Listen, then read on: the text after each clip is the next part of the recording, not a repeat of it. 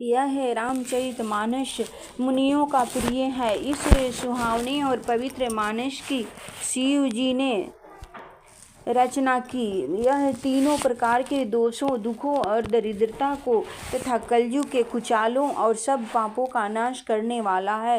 श्री महादेव जी ने इसको रचकर अपने मन में रखा था और शुभ अवसर पाकर पार्वती जी से कहा। इसी से शिव जी ने इसको अपने हृदय में देखकर प्रसन्न होकर इसका सुंदर रामचरितमानस नाम रखा। मैं उसी सुख देने वाली सुहावनी राम कथा को कहता हूँ।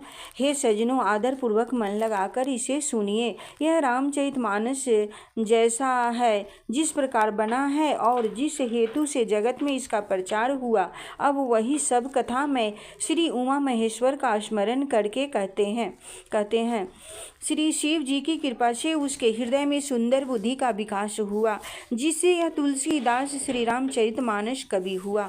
अपनी बुद्धि के अनुसार तो वह इसे मनोहर ही बनाता है, किंतु फिर भी हे सज्जनों, सुंदर चित्त से सुनकर इसे आप सुधार लीजिए। सुंदर सात्विकी बुद्धि भूमि है, हृदय की उसी में गहरा स्थान है। वेद पुराण समुद्र हैं और साधु संत मेघ हैं। वे साधु रूपी मेघ श्री राम जी के सुयस रूपी सुंदर, मधुर, मनोहर और मंगलकारी जल की वर्षा करते हैं।